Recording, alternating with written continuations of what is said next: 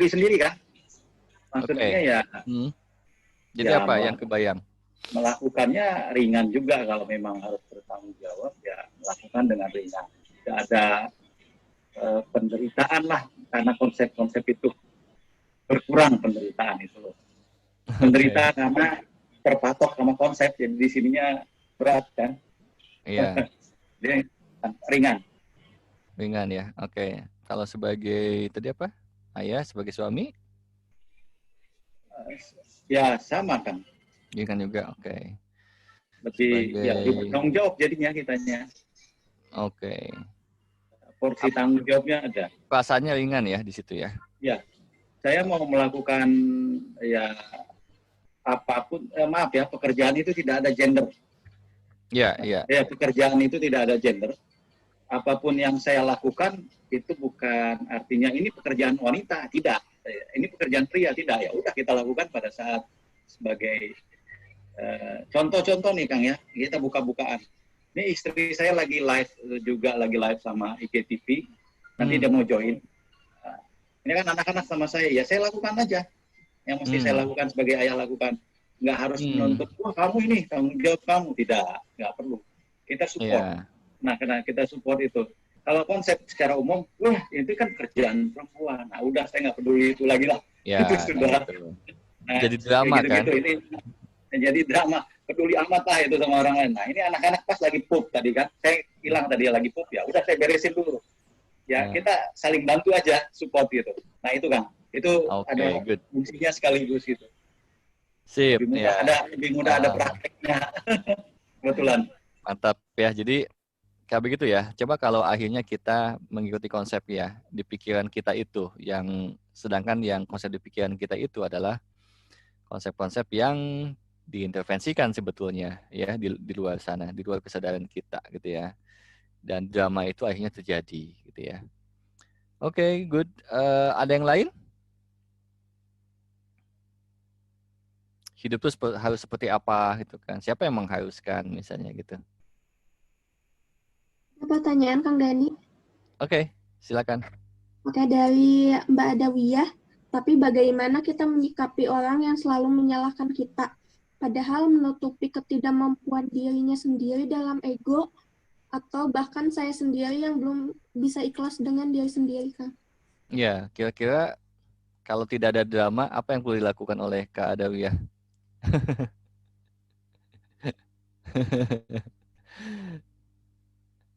Apa Kak Adawiyah apa nih? Kalau secara kesadaran, apa yang perlu dilakukan? Boleh di ini nggak?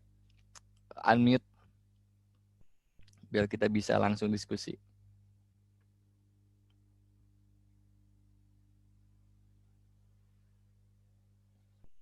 Nggak ada? Oke.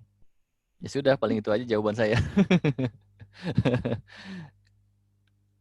Ya. Ada yang lain? Masuk chat, itu aja. Itu aja, oke. Oke, silakan teman-teman, karena kita kan namanya judulnya sharing ya. Jadi silakan sharing ya. Kan saya bukan pidato. Oke, ada yang lain? Saya. Oke, Fit, silakan. Nggak tahu sih cocok sama temanya atau enggak. Cuman ini dari siang saya pikirkan saya harus sampaikan sekarang. Oke. Jadi apa namanya?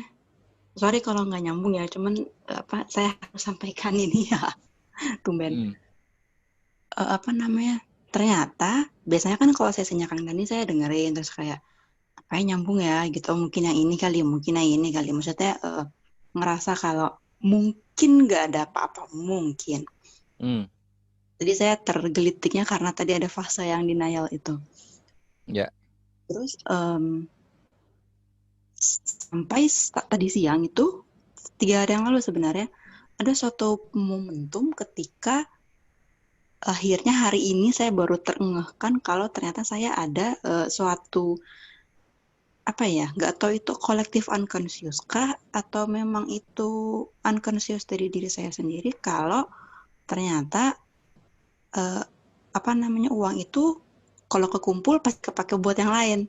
Ada aja yang bikin dia keluar gitu. Saya awalnya nggak ngeh karena ketika uangnya terkumpul terus digunakan oleh suatu keperluan, saya pikir memang itu harus dikeluarkan karena memang itu ada keperluan yang mendadak, misalnya saya operasi atau apa. Tapi karena itu terjadi terus-menerus dan tadi siang saya baru ngeh, wah jangan-jangan saya ada unconsciousness ini nih gitu, dan harus diselesaikan lah atau harus diakui dulu baru diselesaikan.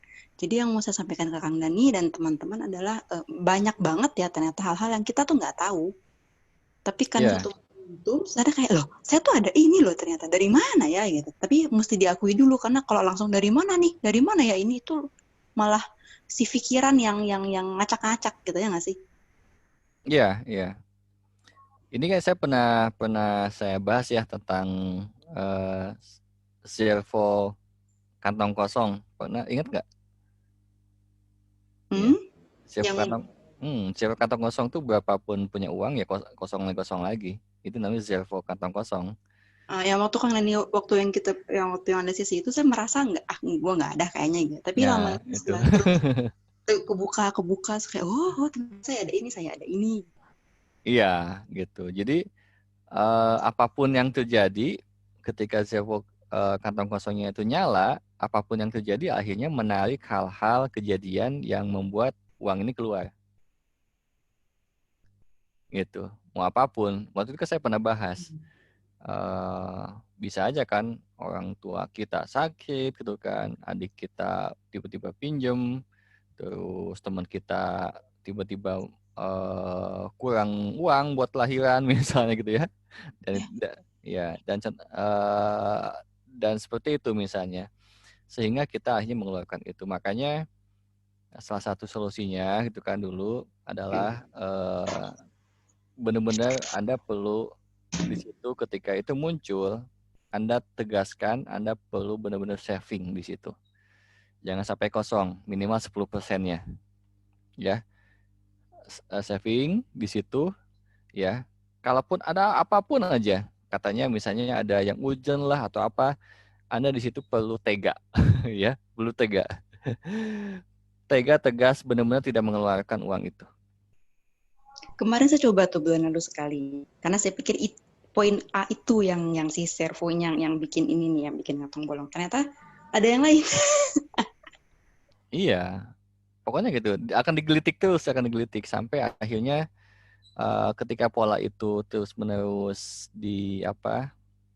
dipertahankan, pola yang baru dipertahankan tadi, misalnya Anda tegas, Anda menghargai diri Fitri gitu kan, dengan melakukan saving money misalnya minimal 10% dari penghasilannya, itu benar-benar buat dirinya. Kan kebanyakan punya uang itu kan buat kebutuhan ini, buat anak, buat apa, buat orang tua mungkin gitu ya, dan lain sebagainya. Terus buat dirinya kapan? Gitu kan? Jarang banget kan buat diri kita, mana? Kebanyakan buat yang lainnya. Nah, berarti di sini kita padahal tubuh ini, diri kita ini itu yang sebagai media untuk menghasilkan uang itu kan, penerima itu, betul? Tapi kita sendiri tidak dikasih nilai, gitu, sehingga itu juga bisa lepas lagi. Jadi mulailah memberikan jasa juga buat diri kita sendiri gitu. Kayaknya ada hubungan sama yang memberikan value sama diri sendirinya itu deh. Iya, value-nya. Nah, value yang tadi tuh ada tidak mampu, tidak mungkin, tidak bernilai, gitu kan yang tadi tuh. Nah, dari mana? Disadari nggak dulu gitu kan, ketika kecil. Nah, ada ekspektasi orang tua yang diproyeksikan kepada anaknya, sehingga kita akhirnya menjadi seseorang anak yang sepertinya berkewajiban untuk mengabulkan ekspektasi orang tua, guru, teman, dan perusahaan gitu ya. Terus akhirnya apa yang terjadi? Anda hidup sebagai itu saya jadi robot gitu. Jadi dikontrol oleh konsep, bukan oleh diri sendiri. Bukan sebagai human being, tapi sebagai robot. Kita perlu akui itu kan? Ya. Kita perlu mengakui bahwa ketika kehidupan kita itu menjalankan sesuatunya atas ekspektasi dari luar, berarti kita dikontrol oleh luar dong. Berarti kita robotnya ya. Iya kan? Nah, sampai kapan gitu kan? Memang ada dua cara dalam kehidupan ini. Mau seperti robot atau sebagai benar-benar secara kesadaran sejatinya atau human being-nya, the true self-nya gitu. Untuk menyadari itu aja takes time ya Kang, ya nggak bisa. Saya sadar berarti. Iya gitu. Memang dalam prakteknya adalah tidak mudah gitu ya. Tidak mudah tuh maksudnya kita perlu akui bahwa ini karena kita ada lapisan-lapisan yang mengintervensi kita gitu ya. Makanya kan saya berniat gitu kan, karena teman-teman di sini tidak semuanya bisa sesi privat sama saya gitu kan. Saya sharing kan Kamis Minggu gitu kan. Ya mudah-mudahan ketika saya sharing beberapa hal, teman-teman juga dalam proses transformasi sedikit-sedikit menyadarkan oh ini. Tapi pesan saya gitu kan, kalau Anda hanya tahu doang gitu kan, itu nggak akan ngefek. Ya hanya tahu doang, tapi ketika apa yang saya sampaikan beberapa kali gitu ya, terus dilakukan, pasti ngefek ya. Gitu, pasti ngefek. Banyak banget yang japri. Tadi aja saya dapat pagi-pagi ya, saya cerita sedikit, sahabat saya udah lama gak ketemu gitu ya, dan memang sampai sekarang juga gak ketemu. Mungkin saya dia sering lihat postingan gitu ya, dia akhirnya curhatlah sama saya ya, curhat sama saya tentang kehidupannya yang sudah mentok ya. Mentoknya istrinya udah nggak suka sama dia ya, anak-anaknya juga seperti dijauhin, segala usaha mentok gitu kan, dan lain sebagainya. Saya harus gimana lagi katanya gitu kan. Terus saya hanya bilang begini, ya sudah, saya bilang coba deh oh ya, jadi ketika singkat cerita saya menggali dulu akar masalahnya. Ketika di pola kehidupannya, dia sering diabaikan atau malah tidak dihiraukan oleh orang tuanya. Apa yang terjadi? Dia merasa tidak bernilai.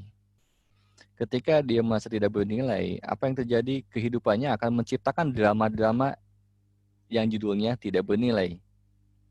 Apapun itu, dari siapapun, mau temennya, mau mitra bisnisnya, mau istrinya, mau anaknya, siapapun itu.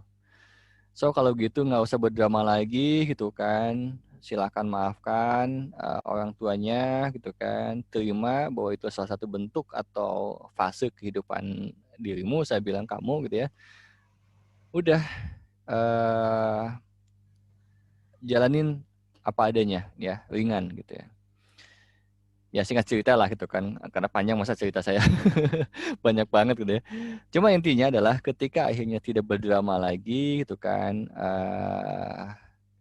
dan tahu ya akar masalahnya,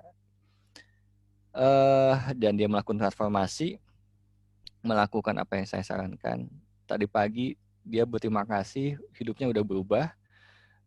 Banyak peluang yang sekarang dia dapat katanya. Istrinya juga sudah hubungan sama dia baik, sama anak juga baik. Gimana tuh rasanya gitu kan? Seneng banget saya juga kan dengernya gitu kan. Jadi teman-teman, ini sesuatu yang bernilai sebetulnya ya, yang kita bicarakan ini. Jadi kalau Anda menganggap sesuatu yang hanya sebagai pengetahuan saja, Anda hanya cukup baca buku sebetulnya. Udah cukup ya, atau baca di Google lah gitu kan, banyak banget lah. Tapi kalau ini sharing, gunakanlah waktu ini benar-benar buat sharing dan berbagi gitu. Jadi ini dalam rangka transformasi bareng gitu kan, termasuk dengan saya. Jadi seperti itu Fit, intinya. Jadi lakukan terus tahap demi tahap is okay gitu kan, meskipun nggak sebentar, tapi apa ya, dijalani gitu ya. Apa kelakuan kalau peribahasa Jawa tuh pelan-pelan asal Pelan-pelan kelakon gitu ya. berkelakon. Iya, kayak gitulah gitu kan. It's Mm-mm. okay, ya santai aja gitu kan. Mm. Tapi ketekatan kita dalam bertransformasi itu yang perlu dipegang gitu. Gitu, dan yakinlah bahwa setiap orang tuh mampu kok, ya. Cuma kita korban drama. Gitu aja sih yang perlu disadari. Kita korban drama, korban ekspektasi orang tua, korban ekspektasi bisa pasangan juga bisa kan, ekspektasi emak kita juga kan, korban ekspektasi tetangga, banyak banget gitu kan. Nah, kita benar menjadi perlu manusia yang sadar, ya. Kita banyak kan memutuskan sesuatu karena ketidakenakan. Uh, dulu dulu. Iya, gitu kan. Jadi ketidakenakan itu karena apa? Karena kita ingin menyenangkan ekspektasi atau konsep orang lain, ya. Jadi ya sadari gitu ya. Jadi kalau memang Anda maunya no ya no gitu. Ya yes gitu ya. Tentunya ketika memutuskan yes and no itu ya karena kita memang tidak bisa dipungkiri juga kita memang hidup di dalam konsep gitu ya. Ada etika, ada adab, ya, ada komunikasi yang lebih bagus. Cuma keputusannya yes, no-nya kan tergantung kita, gitu ya.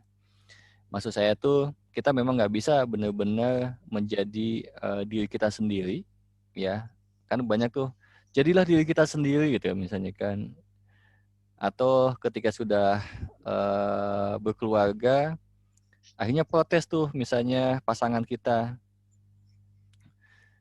Misalnya, ya kamu kenapa misalnya eh kenapa kamu nggak nerima saya? Kan saya dari dulu begini. Harusnya terima dong. Dari saya kan begini gitu kan. Nah, itu menjadi diri sendiri yang nggak tepat tuh di situ. Ya. Kenapa? Karena jangan-jangan Anda sedang blaming, sedang denial, sedang excuse untuk bertransformasi. Jangan-jangan di situ. Ya. Jadi diri sendiri itu adalah berkesadaran, ya. Ketika berkomunikasi, ketika dalam menyelesaikan persoalan atau yang dihadapi tantangan, Anda perlu bagaimana? Kesadaran Anda perlu bagaimana? Ketika kesadarannya tadi ketika bilang yes and no, itu kan dari diri Anda. Nah, tapi memang kita juga ada di lingkungan yang konsep, sehingga yes and no-nya itu perlu delivered-nya bagaimana dengan konsep gitu. Ya, supaya semuanya jadi damai gitu ya. Bilang yang no tapi kita sambil nggak enak ya, tidak mengenakan orang lain misalnya. Nah, itu juga nggak tidak empati di situ ya, tidak empati juga di situ. Jadi kita perlu menyadari bahwa kita dimanapun kita berada, kita sadar memutuskan untuk apa, dan kita juga sadar bahwa di lingkungan itu juga perlu menyesuaikan seperti apa, tapi dengan berkesadaran. Ada juga yang kita di sebuah lingkungan ada konsep A misalnya, kita merasa terpaksa gitu kan, ngikut-ngikut aja, bener-bener follower lah di situ, menjadi konsep A. Yang bagus itu adalah kita sadar kita lagi pakai konsep A gitu. Kita sadar kita lagi pakai konsep A. Kayak gini, kayak kita misalnya ke undangan lah gitu ya. Kita ke undangan konsepnya adalah secara etika pakai ada baju yang pakai batik misalnya atau pakai jas. Gitu ya. Nah, kita sebenarnya sukanya sih kasual. Sukanya diri kita tuh kasual banget, tidak seperti itu. Cuma kita perlu ngikutin. Tapi perlu ngikutin kita adalah karena kesadaran ingin membuat semuanya tuh peace gitu ya, tidak ada konflik ya. Nah, tapi dengan berkesadaran, ya. Ketika kita sudah pulang ke rumah, kita simpen jasnya atau simpen batiknya, ya, kita jadi apa adanya kita, ya. Ada juga yang begini, maksud saya. Ada juga ketika akhirnya diri kita itu terletak pada bajunya, baju tadi yang dipakai. Kita merasa dihargai, merasa diterima, merasa bernilai ketika pakai baju jas. Dengan konsep jas kita akhirnya merasa bernilai. Dengan konsep pakai batik kita akhirnya jadi bernilai. Ketika batiknya atau jasnya sudah disimpan, kita tidak merasa percaya diri lagi misalnya. Kan ada yang begitu ya. Ada misalnya sosialita misalnya gitu ya. Pride-nya ya, dirinya itu terletak di tasnya, ya. Tas sekian puluh juta, ya. Ketika pada suatu saat dia harus bertemu dengan teman-temannya tanpa tas itu misalnya, dia merasa nggak pede. Ya, jadi letak si kesadarannya itu, letak dirinya ada di sebuah benda. Ya, kayak gitu. Nah, misalnya tadi yang di undangan lah, kita yang gampang aja gitu ya. Di undangan gitu kan. Mungkin pernah nggak teman-teman misalnya diundang oleh seorang pejabat yang ya di situ ya tentunya baju-bajunya ya bagus-bagus banget gitu ya, gitu ya. Karena memang mereka mampu belinya gitu kan. Tapi setidaknya kita melakukan yang terbaik juga menurut kita, pakai batik yang sopan. Nggak perlu pakai baju yang sama dengan mereka dengan harga misalnya puluhan juta batiknya misalnya, ya kan?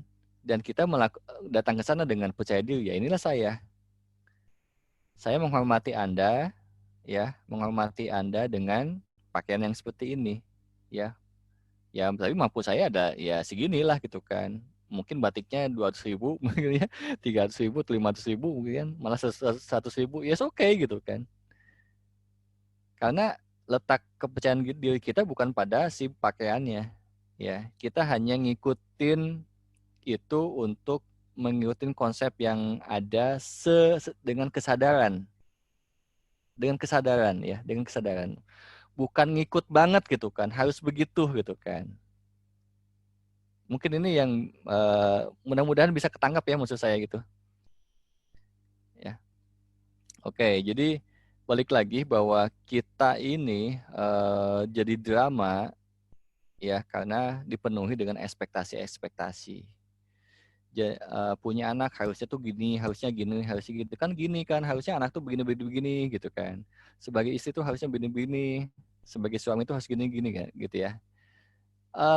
Coba Anda direnungi dulu gitu ya, Anda coba dilepasin dulu, kembali ke diri Anda sendiri, ya, dengan sadar sepenuhnya.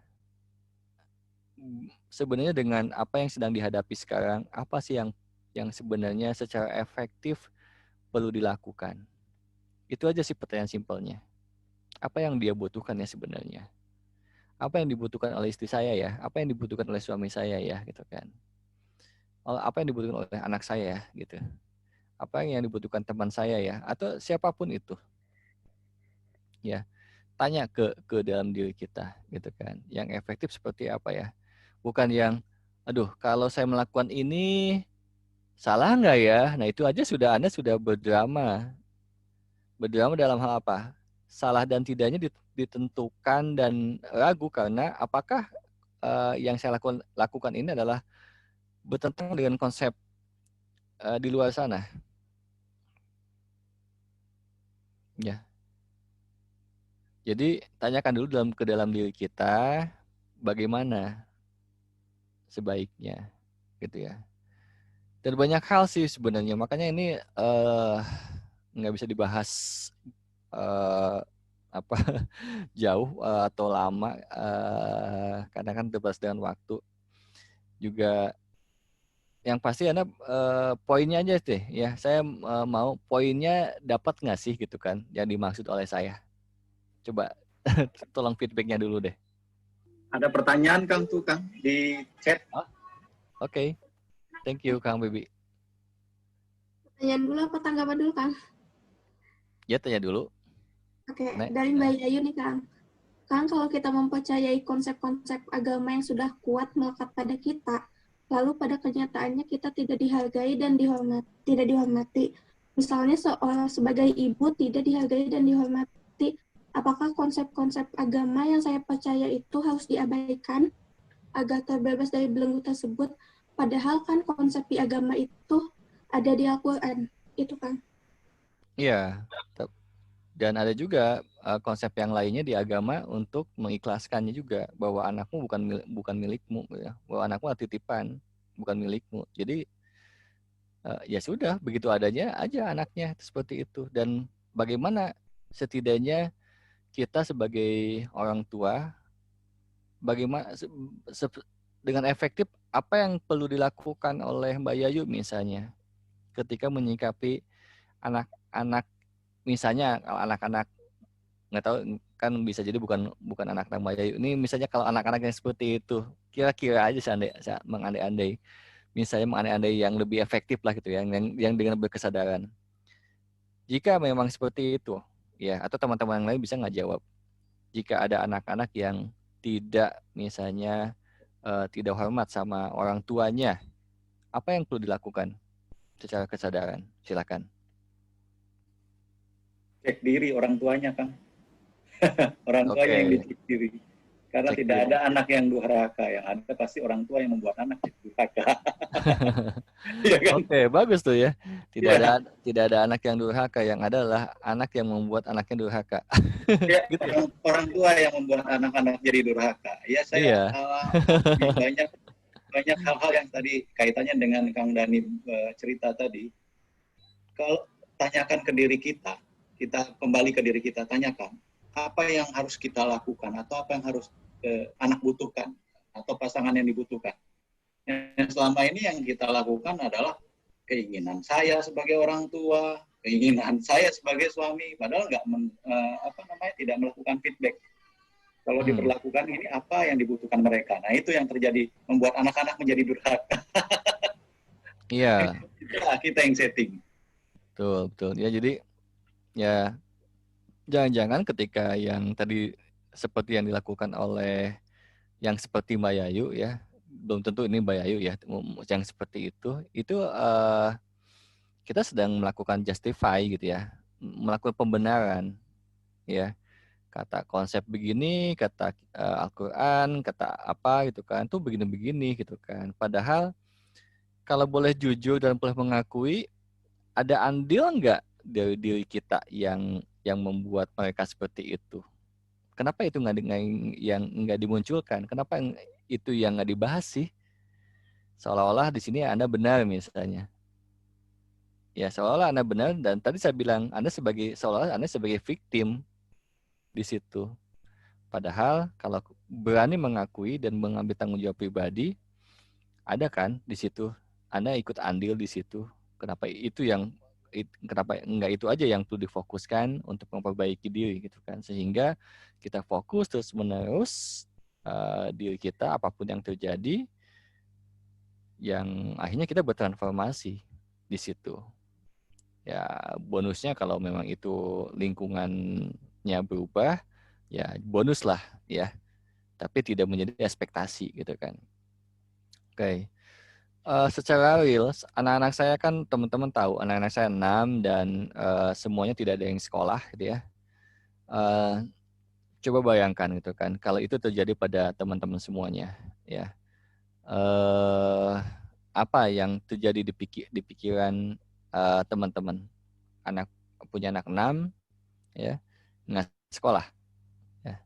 Apa yang terjadi? Apa yang ada di pikiran teman-teman?